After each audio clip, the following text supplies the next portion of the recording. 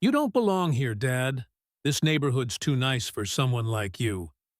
That's what my son, Eric, told me on his back porch last spring. His wife, Chelsea, stood beside him, smirking as if she had been waiting for me to show up just so she could watch me squirm. Their words hit harder than I expected, because that house, the one behind them, with its shiny new siding and two-car garage, wasn't even theirs. It was mine. Before I continue, if you're new here, please like, comment, and subscribe, and tell us where you're watching from. My name's Walter Thompson. I'm 63 years old, born and raised in Cedar Falls, Iowa. I've worked with my hands my whole life. 30 years at the John Deere plant, plus weekend shifts fixing tractors for farmers who couldn't afford the dealership prices. My wife, Marlene, God rest her soul, always told me, "Walt, money's just numbers, but a roof over your head, that's security." So that's what I did. I bought roofs, quietly, carefully, over the years. I invested in houses around town. Most of them were modest rentals, old farmhouses, small ranch-style places, but I made sure they were paid off and taken care of. By the time I retired, I owned 5 properties. Not flashy, but steady. Eric never knew the full extent of it. He always saw me as the man with grease on his hands, wearing worn-out jeans and flannel shirts. He went to college, married Chelsea, whose parents owned a car dealership, and ever since, he's acted like he's better than me. Chelsea never hid her disdain either. She once told me straight out, "Eric deserves better than coming from a man who smells like diesel and dirt." Still, I helped them. When they were struggling to buy their first home, I stepped in. I didn't give them cash.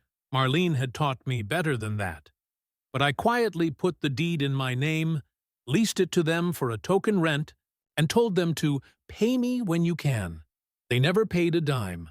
And now, standing on that porch, Eric looked at me like I was some intruder trespassing on his property. "I just came by to drop off some mail that got sent to my address," I said, trying to keep my voice calm. Eric snorted. "Dad, you don't need to come around here. Chelsea and we've built a different kind of life. This isn't your world," Chelsea chimed in, her tone dripping with fake sweetness. "Yeah, Walter, you should stick to your little rental places on the rough side of town. We'll take it from here." I swallowed hard, my fists tightening around the envelope I still held. The words burned, but I said nothing. I just handed over the mail, nodded once, and turned back toward my truck. But inside me, something shifted, because they thought they were untouchable. They thought I was just some washed-up old man with grease under his nails. They didn't know the truth. That house, the very one they stood so proudly in front of, was legally mine. And they were about to find out just how wrong they were. I didn't sleep much that night. Their words kept echoing in my head. "You don't belong here." Marlene used to tell me to let things roll off my back, but this was different. This wasn't just a snide comment. It was my own son drawing a line in the sand. The next week, I stopped by again, this time with a toolbox. The water heater in that house had been acting up, and I still had the receipts and warranty paperwork filed away in my desk. When I pulled into the driveway, Chelsea came out first, arms crossed. "Walter, what are you doing here?" she demanded. I held up the tools. "Water heater's due for maintenance. I'll be quick." Her lips curled into a smirk. "No need. We already hired a real plumber." Before I could answer, Eric stepped out. "Dad, seriously, you can't just come barging into our house whenever you want." I stared at him, my jaw tightening. "Eric, that's not your house." His face turned red. "Excuse me. It's in my name. Always has been." For a moment, silence. Then Chelsea laughed, a sharp, mocking laugh that carried across the driveway. "Oh, that's rich. You actually believe this place is yours? Eric, tell him to stop embarrassing himself." Eric's eyes darted to hers, then back to me. "Look, Dad, maybe on paper you're technically involved, but this is our life now. You don't get to hang that over us." I looked at him hard. So you admit you've never made a payment? Not once. He shifted uncomfortably, then waved me off. You wouldn't understand.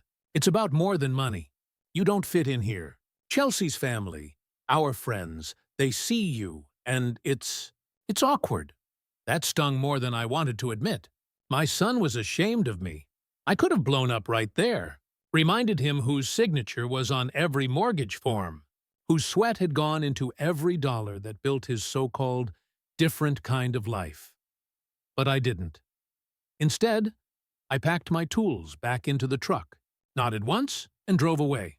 That night, I dug out the deed. The paper was yellowing at the edges, but it was still binding. My lawyer friend, Dale Henderson, had helped me file it years ago. Dale was semi-retired now, still running a little office above the diner downtown. The next morning, I walked into Dale's office and set the deed on his desk. He adjusted his glasses, gave it a once-over, and chuckled. "Walt, I told you back then, this would come in handy someday." "Yeah," I muttered. "That day's come. What happened?" he asked. I leaned back in the chair and told him everything. Eric's words, Chelsea's laughter, the way they treated me like a stray dog sniffing around a neighborhood where I didn't belong. When I finished, Dale folded his hands. "You've got options, Walt. That deed gives you all the leverage you need. But you've got to ask yourself, do you want to teach them a lesson, or do you want to burn the whole bridge down?" I didn't answer right away. My mind flashed back to all the nights I held Eric when he was sick. The afternoons I sat through his Little League games. The time I worked overtime for 3 months straight just to buy him his first car. But then I remembered his smirk, Chelsea's laughter, the words, "You don't belong here." I looked Dale in the eye. "Maybe it's time they learned what belonging really means." Dale gave a slow nod. "All right then, let's get your ducks in a row." And that's when the wheels of my revenge started turning. Because the truth was, Eric and Chelsea had no idea how much power I still held in their lives. And soon enough, they were going to find out. I didn't rush. I never had the knack for dramatic scenes or shouting matches. Revenge that's done right is a slow machine. Oiled, deliberate, and patient. I sat on my kitchen stool that evening, the radio playing a soft country station, and mapped everything out on a legal pad. The street lamp outside cast a rectangle of light across the table where Marlene's mug still sat. Long, cold. I traced the deed with my finger like it was a road map. First move, secure the paperwork. Dale copied the deed, verified the chain of title, and pulled the mortgage history from the county recorder's office on Main Street. The recorder's clerk, a woman named Joan who knew my family, gave me a sympathetic look when I signed the request form. "Good on you, Walt," she said quietly. "They forget where they came from." That little exchange was the first of many small-town confirmations that my plan wouldn't be done in a vacuum. Next, I called the bank where the mortgage had been held years ago, First Cedar Savings. I asked to speak with Tom Reynolds, the branch manager. Tom and I had shared breakfast many mornings when I would stop by to cash payroll checks in earlier years. He listened while I explained, and he didn't laugh when I told him where Eric and Chelsea were living. "We can't disclose account info," he said, professional and cautious. But he did offer a courtesy. If any payments stopped, or if there were suspicious requests for payoff info, the bank would flag the account and call me. That flag would be important later. Then came the logistics: tax records, HOA agreements, appliance warranties. I dug through old files in the garage, the same way I used to pull parts from bins to fix an engine. I pulled the fake receipts Eric had used when he reimbursed me years back. Those little checks he'd written with a shaky signature. I printed copies. I made a binder. Each piece of paper was a small revelation. Months where I had covered repairs. Receipts for a new roof I'd bought and paid for. Proof that utilities were often in my name because they'd never updated them. I didn't want to humiliate. I wanted truth. But truth in small towns tastes a lot like public exposure. I also talked to neighbors, discreetly. Mrs. K from 2 doors down remembered me lifting Eric's broken bicycle when he was 8. Pete at the hardware store remembered me buying extra paint to fix the porch after a winter storm. These weren't grand gestures. They were the small stitches that made up my life. I asked them to keep their ears open. I wasn't gossiping, I was building a chorus. People remember things. That chorus would matter when I needed witnesses to corroborate the months Eric and Chelsea hadn't paid rent, or fixed the plumbing they claimed was our responsibility. One night, when the moon was high and the air smelled like cut hay, Dale sat across the table with me. "You've got the deed," he said, folding his hands. "You've got witnesses to the work you performed. Legally, you've got leverage. But what are you prepared to do when they push back? Will you evict them? Will you sell? Or will you try to make them see what they've become?" He looked at me like a man weighing options for a client. And in a way, I was my own client now. "I don't want to destroy my son," I said honestly. "I want to make him accountable. I want him to feel the shame of what he said. You don't belong here. Maybe then he'll remember where he came from." My voice was low. There was no triumph there, only a tired sort of hope that lessons can sometimes be learned the hard way. Dale nodded slowly. "We can pursue formal notices. We can demand rent. We can file an eviction if you want. Or we can leverage the deed in another way. If you prefer public pressure, there are town channels, HOA meetings, social service checks, that sort of thing. But be prepared. Once you move, there's no pulling back the tide." I picked up my coffee and thought about Marlene's laugh when we used to talk late into the night. How she'd say, "Walt, make them own up like men." That line stuck. I decided I wanted their accountability to be public and undeniable, but not cruelly punitive. A balance, so I began the measured steps. I mailed an official letter, drafted by Dale, requesting that they either begin making the agreed token rent payments or enter into a formal lease agreement under fair market terms. The letter was polite, legally sound, and delivered by certified mail. I copied the county assessor and kept a file number. I called the utility company and asked them to confirm the billing history. They sent me a decade's worth of statements, proving the utilities had been billed in my name at times, when Eric swore they had been handling things.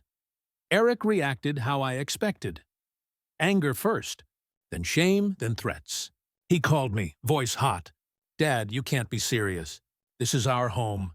You do this and I'll—" He cut off when I interrupted. "You said it yourself," I said calmly.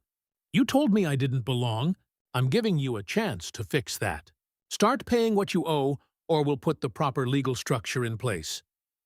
I heard Chelsea in the background, whispering harsh words, and then the slam of a phone as he hung up. Word spread. In the diner, I saw heads turn. At church, Pastor Allen patted my shoulder and said, "Do what's right, Walt." There were whispers from the very people who had once casually admired Eric and Chelsea's new siding. The first mini-reveal came when Mrs. K mentioned, "Funny. I always thought it odd, those no-maintenance complaints Eric'd make. Turns out your name was on half the bills."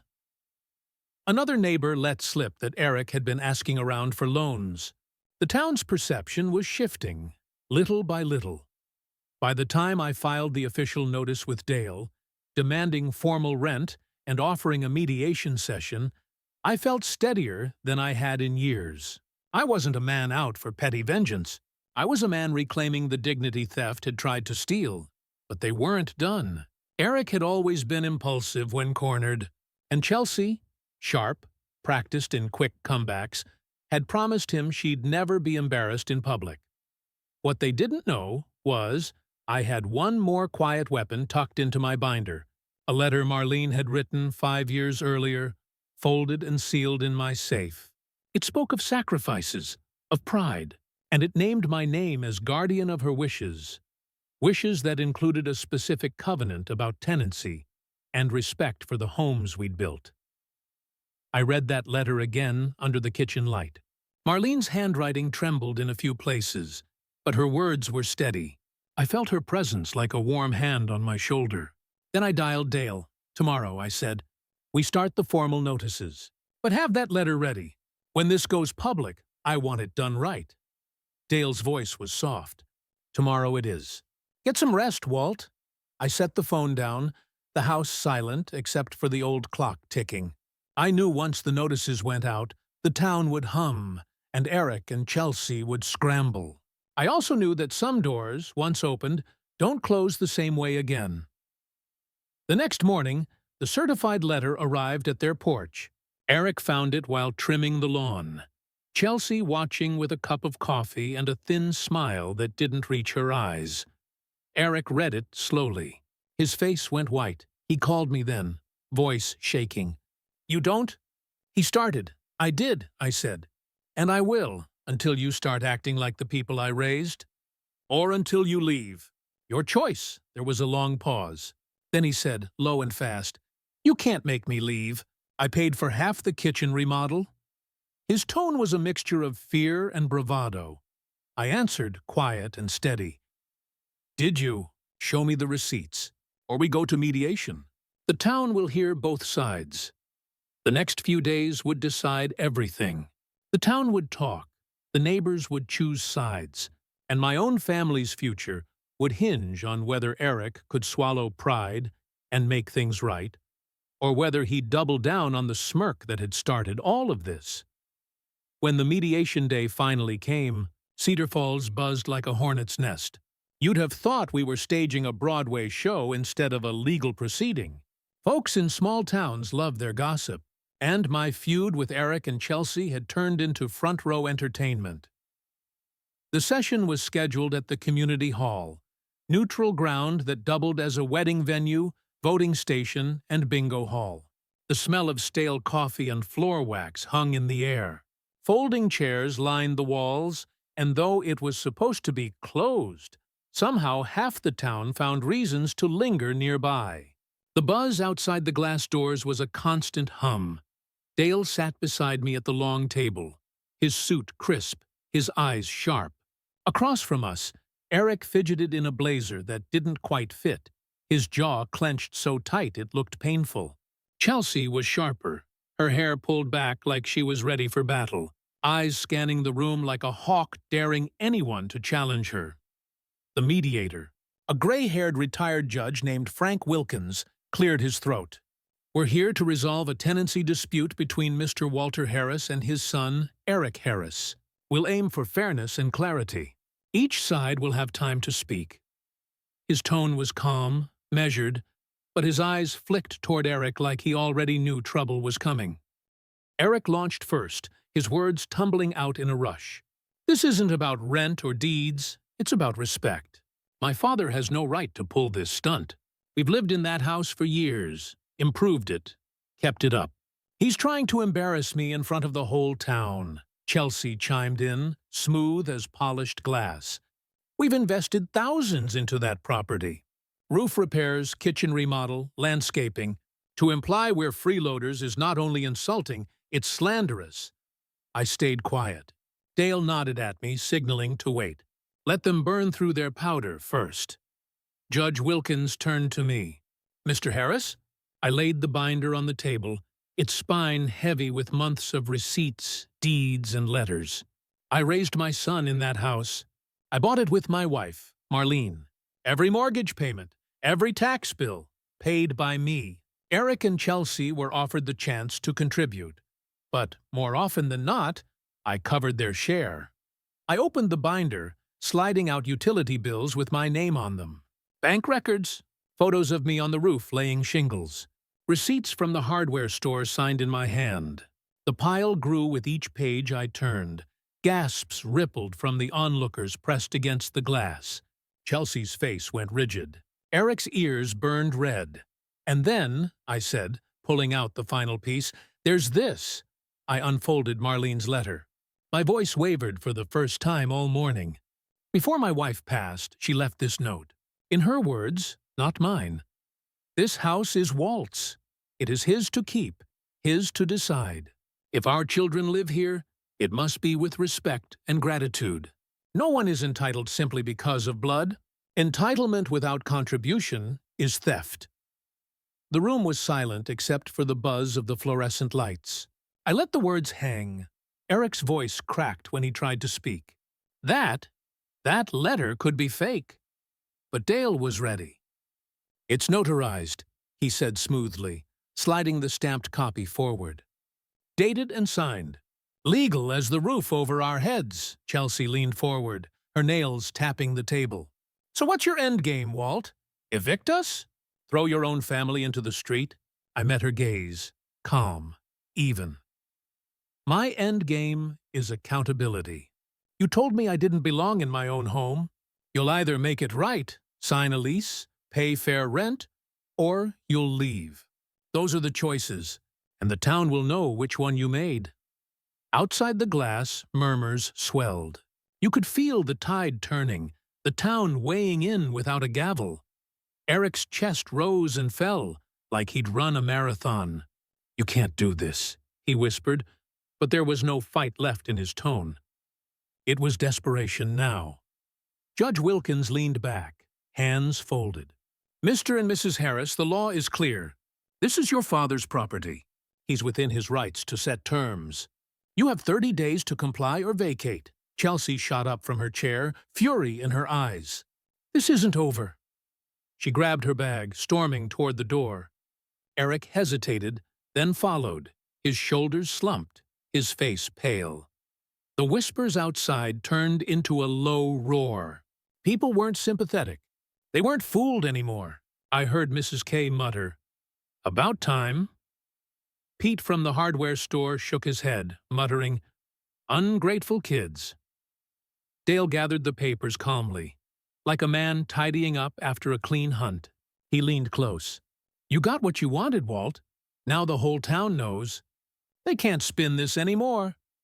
But as I watched my son disappear through the door, my chest tightened. I didn't feel triumph.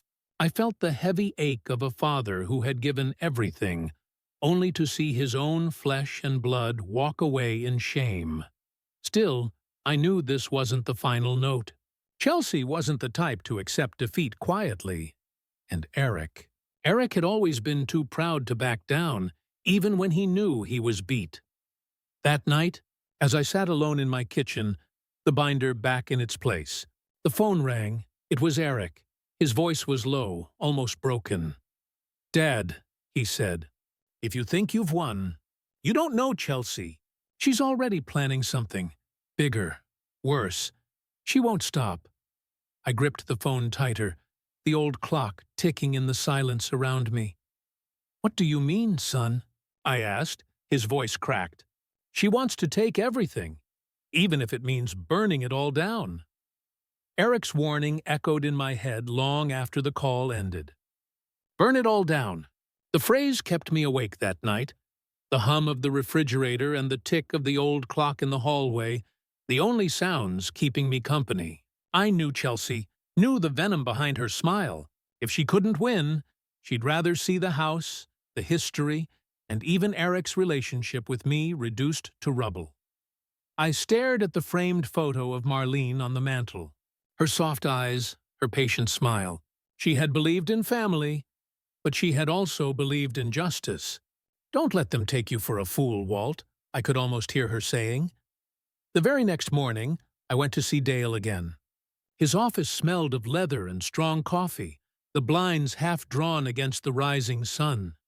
"She won't quit," I told him, dropping into the chair. "Eric called me last night. Said Chelsea's planning something worse."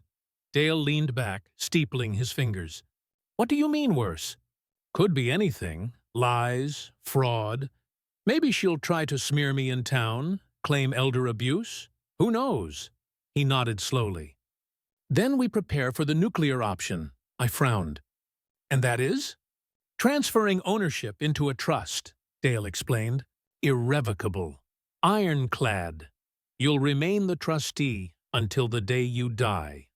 Nobody, not Eric, not Chelsea, not even the state, can override it without your say. It makes your wishes permanent." The idea sank deep into me. Permanent. For so long, I'd lived on the hope that Eric would change, that Chelsea would soften.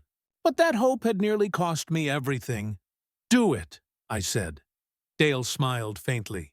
"I'll start the paperwork." A week later, the community buzzed again. This time, it wasn't the mediation.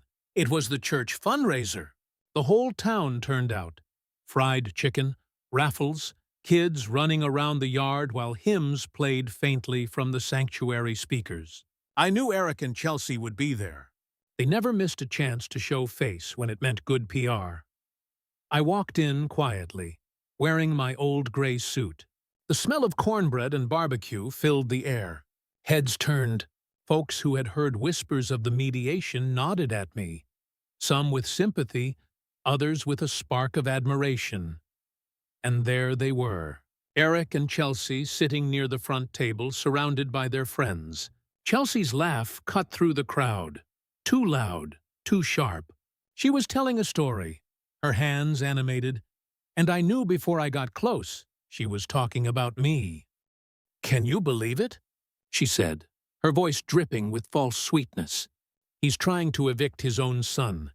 At his age, he should be grateful someone even wants to live in that drafty old house. Without us, it would have fallen apart years ago." Her friends chuckled politely. Eric sat stiff beside her, his eyes flicking toward me nervously when I approached. I cleared my throat. "Funny thing about houses, Chelsea," I said, my voice calm, steady. "They're only drafty if the owner can't afford to keep them up. But when the roof's been paid for, the taxes current, and the deed free of your name, well, that's not drafty. That's security." The table went quiet. Chelsea's smile faltered. "What are you saying, Dad?" Eric asked softly. I set my hand on the back of the chair across from him. "I'm saying the trust papers were signed yesterday. This house, this land, it's mine until I draw my last breath. And when I'm gone, it'll go where I choose, not where anyone else schemes." Gasps from nearby tables spread like wildfire. The gossip train had left the station. Chelsea's face flushed crimson. You can't just—" "Oh, but I can," I interrupted, my voice sharper now. And I did. For once, Eric didn't defend her. He looked down at his plate, shame written across his face. I turned, ready to leave, but then paused. "You know what's funny, Chelsea? You once told me I was too poor to belong under my own roof. Well, it turns out I'm the only one who belongs there, and the whole town knows it now." The silence that followed was heavy, broken only by the scrape of a fork against a plate somewhere in the back. Then the whispers started, low at first, then louder. Words like disgrace and entitled floated through the air. I walked out of that church hall with my head high, the autumn air cool against my face. For the first time in years, I felt like I could breathe again. Weeks later, Chelsea packed up and left town. Couldn't face the gossip, the looks, the whispers at the grocery store. Eric tried to mend things, but the damage was done. I told him my door was open if he came with respect, but closed if he brought her poison with him. And me? I sat in my living room, the evening sun spilling golden light across the old wooden floors, and I smiled. Not because I'd won some battle, but because justice had settled in these walls. Marlene's letter rested in the binder beside me, safe in its place. I whispered to her photo on the mantel. "We did it, honey. They can't touch us now. The villains lost their power. I regained my peace, and sometimes that's the sweetest justice a man can ask for." Tell us your thoughts in the comments, and don't forget to like, share, and subscribe for more stories.